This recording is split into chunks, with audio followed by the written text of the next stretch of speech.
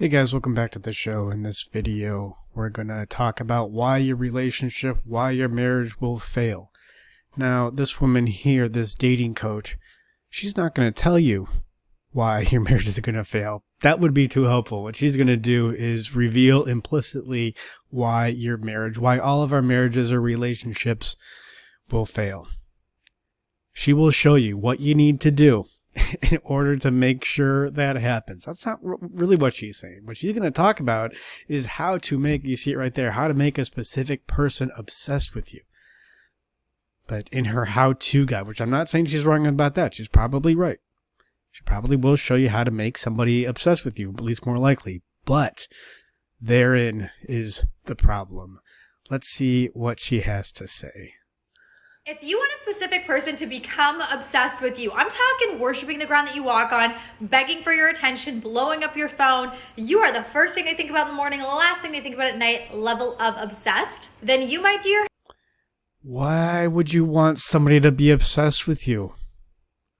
I mean, I get how this is maybe interesting marketing, and I don't really know what her philosophy is on dating and relationships, but that's the last thing you want.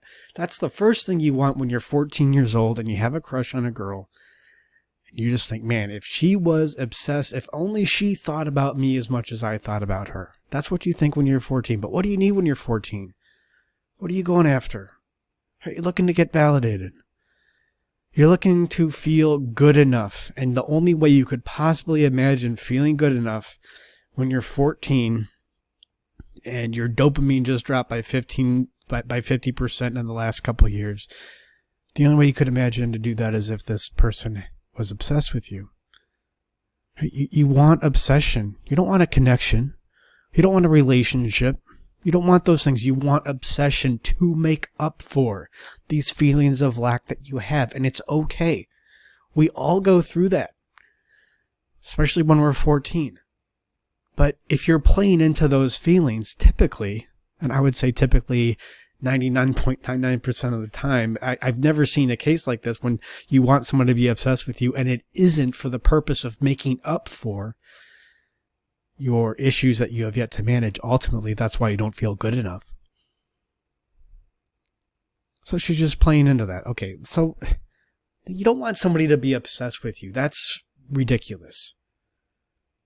That's a sign you're not ready for a relationship, which may be the reason why your marriage, any relationship you happen to be in and you want to continue, will fail. Let's see what else she has to say. Have come to the right video. Okay, this method has actually helped some of my clients get engaged, so it is very powerful. And it is. How do you know what helped your clients get engaged? Did they get engaged? Did they look like you? Were they attractive women who had what seems to be large breasts? I mean, she's not really my type, but I get it. This is an attractive woman. Is that why they got engaged? Because when a woman can look a certain way, yeah, it's pretty easy. If they want to go out and get engaged, they can make it happen, typically. So what's the real reason? How do you know? Right? We do this thing, and it's not just her that's doing it. And again, I guess this is a good time to bring it up. I don't want to make it seem like I'm just criticizing her, but what she talks about here, these are, it's not just dating coaches. It's not just life coaches. It's the whole therapy, self-help, multi-billion-dollar industry. You will go to a PhD, trained therapist, put in the hours, and they will present to you a worldview that is essentially the same as this.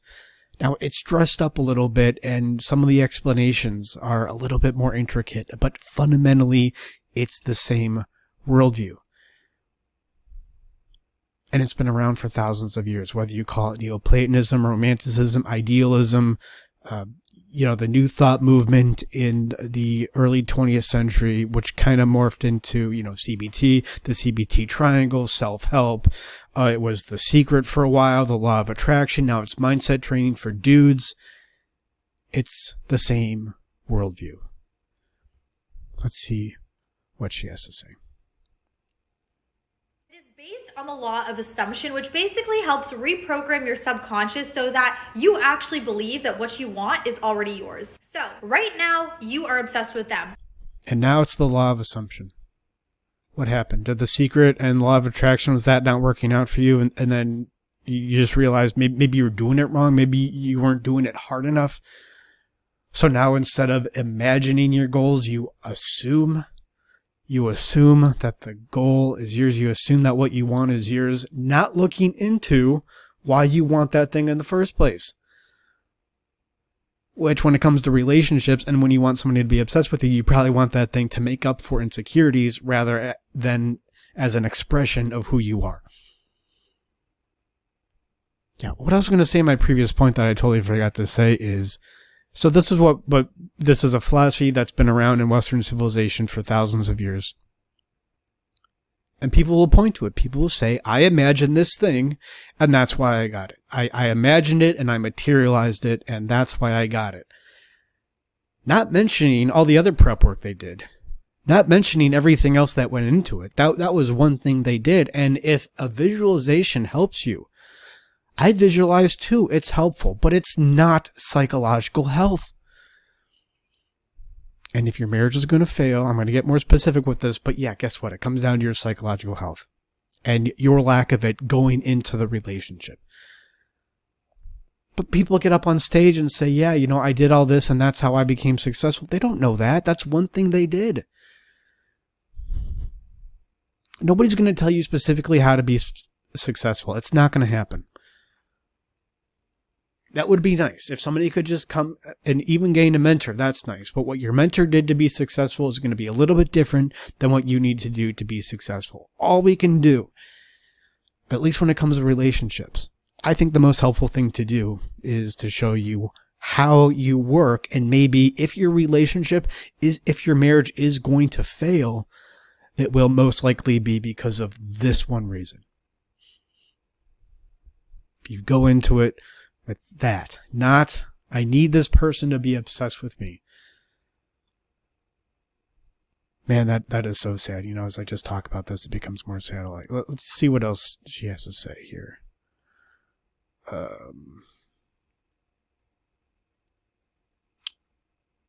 Yeah, I was clicking on the wrong thing.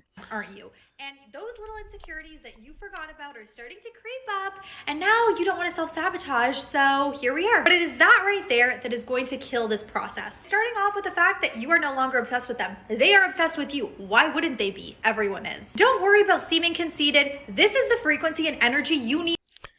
So you get what she's saying there. You have insecurities. You have doubts about yourself. Just push those away. Those don't matter. All that matters is getting this person interested in you no matter what, even if you have to put on a total false front to do it. I'm surprised. People complain, the divorce rate is 50%. I'm surprised it's that low. I'm honestly quite surprised it's that low because this is what we're taught.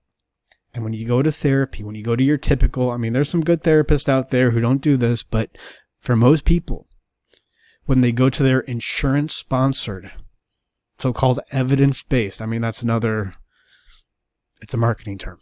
That's not, evidence-based is not real. There's evidence for everything. It's the evidence you choose to look at and why and what evidence is fundamental. That's a separate issue.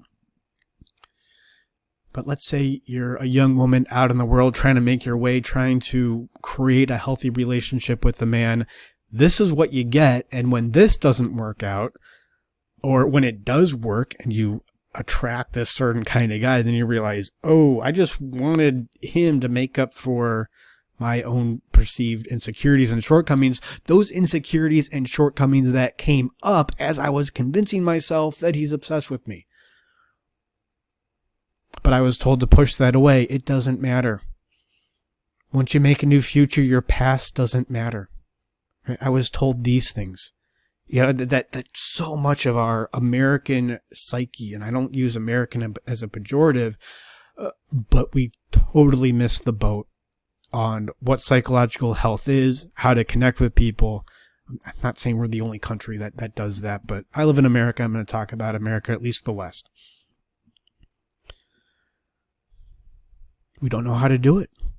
Because when you have a doubt, when you have an insecurity, that's bad, and that's not going to help you manifest what you want in the universe. What's that What's that phrase? What's that saying that's reverberated throughout the 20th century and into the 21st century is the only thing we have to fear is fear itself. FDR, right? Well, guess what? That is the tagline. That is the implication of repression or of obsessive thoughts. Just stop. You're obsessing over them. What does that say about you? Nothing. Don't worry about that. The implication is we can't figure that out anyways. The implication of that is I, this dating coach, know nothing about psychology. And this isn't a denigration of a dating coach. I think this is actually posted. So this guy, Lewis, up here, he posted something, Pat Stedman, who's a dating coach who I do like. I think he does really good work precisely because he looks beyond these surface issues. So, dating coaches, I get it, they help, but geez, there seems like I'll be a lot of bad ones out there because they don't know anything about psychology. Pat Stedman, I think, does. So, yeah, you have this obsession, well, just stop obsessing. Well, what does that say about you? It's probably a validation issue. It's probably all this stuff going on, but so what? All right, continuing. Need to be on if you want this to work. Envision that text coming in from them. What does it feel like? It feels awesome. But you already knew that was going to happen because they're obsessed with you. The next thing you need to do is eliminate doubt that this... Yeah, not get them to stop obsessing with you, not how to put yourself on a psychological plane of existence that will make it more likely that you won't care about whether somebody texts you or not. How do you do that? I mean, she says just by repressing emotions. That's her answer. She doesn't say that because that would be bad marketing. What she says instead, it was law of assumption. She doesn't say law of attraction because you already tried the law of attraction in 2011 when The Secret came out, and that made your life worse. You didn't know why. Because you don't get what you want. You get who you are. I'm going to keep repeating that. But you need to get it.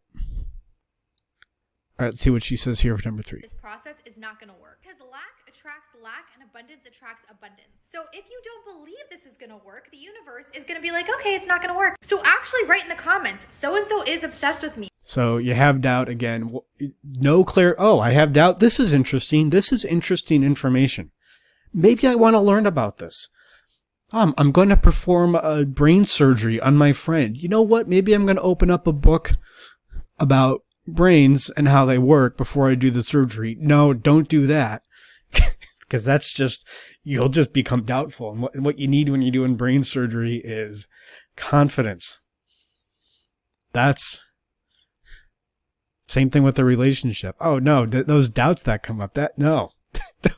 Don't look at that, because then you might realize, maybe a relationship's not the best thing for me right now, at least in the next 6 months, because I have this very specific issue to work on. This one issue that if I don't work on it, most likely I'll get divorced one day. Or if I do get divorced, or if my relationship does fail, then it's going to be because of this issue. Right? You're talking about doubt. And you're talking about these feelings. You have no idea where this doubt and where these feelings come from. Now, she'll say it's because it comes from affirmations. This is what she tells you to do here. You see it in number 4. Well, what? You go to a cognitive behavioral therapist, it's going to be that much different? The CBT triangle, I mean, that's the foundation for that's the foundation for insurance-sponsored therapy. Where do your thoughts come from? Your emotions and behaviors. So if you want to change your thoughts, change your emotions and behaviors. Okay, well, where do my behaviors come from? That comes from your thoughts and emotions. So if you want to change your emotions, right, you need to change your thoughts or change your behaviors. You get what I'm saying? You need to change your thoughts and emotions. Likewise with emotions. Where do these come from? From your behaviors and thoughts. Okay, so I want to change my emotions. I got to change my behaviors and my thoughts. Just because you add an extra variable in there doesn't mean it's not the begging the question, the fallacy of begging the question, in which the argument assumes the conclusion. The argument is contained within the conclusion. The argument doesn't support the conclusion. So this is where we are. Doubt's helpful. If you're obsessed over somebody, you don't just stop obsessing over them. You go, what is it about this person that makes me want to obsess about them? Why does that matter to me? I feel like I'm 14 years old again. Well, maybe you really like this person. Probably not, because I don't think you would use the term obsessed. You would use the terms like interesting, or I want to get to know them, or I wonder what they're like. I haven't even been on a date with them. Why would I obsess? I don't even know what they're like. In fact, maybe it's healthy that I am doubtful, because most people, it's doubtful that they're going to be a good fit for you in a relationship. Maybe doubt. Maybe that's the healthiest thing you could possibly be feeling at this point, but no, that feels icky.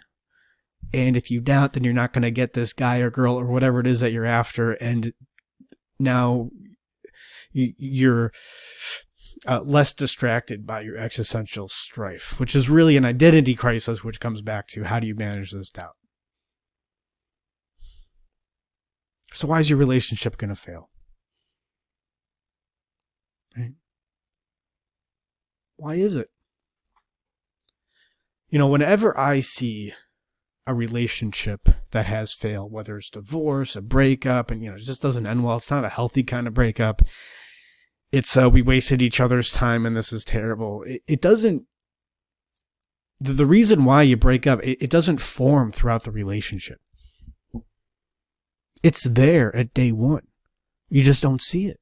Or you do see it, but then you get a dating coach and she tells you, oh, if you have that doubt, then just repress the doubt. You have emotions you don't like, well, get rid of them. That's why your marriage will fail. That's why your relationship will fail. Is because you're going to get to this place psychologically from which a relationship is way more likely to fail, and you don't really learn why you get to that place psychologically. Nobody's told you. Because nobody explicates doubt or obsession or needs. You have a need for this boyfriend, for this girlfriend. Is that healthy? Is that unhealthy? Have you even begun to do the work to be able to distinguish between a healthy and an unhealthy need? No, of course not. And then you wonder why your relationship fails. We look at the 50% divorce rate and we go, oh, why is it so high? I mean, I think why is it so low? Because we get messages like this, and not just from dating coaches, but from academia. They have tons of citations, tons of journal articles. They do their own crappy marketing by calling it evidence-based. It's just, lipstick on the pig, which is what people have been doing with essentially Neoplatonism for thousands of years. All right. Thank you guys. Hope this was helpful. If you want to learn more about your psychology, we do free consultations, animusempire.com/schedule. If you want, if you just want to reach out, if you have a question, animus@animusempire.com. There's also a contact form on the website. Thank you guys. And remember, if your relationship's going to fail, I don't know. I've never seen a situation in which a relationship failed and it wasn't obvious at the beginning, as long as you're initiated. And it wasn't obvious at the beginning. So I would encourage you to look at your life and figure out for you why, if your relationships do fail in the future, you got to know exactly why they will.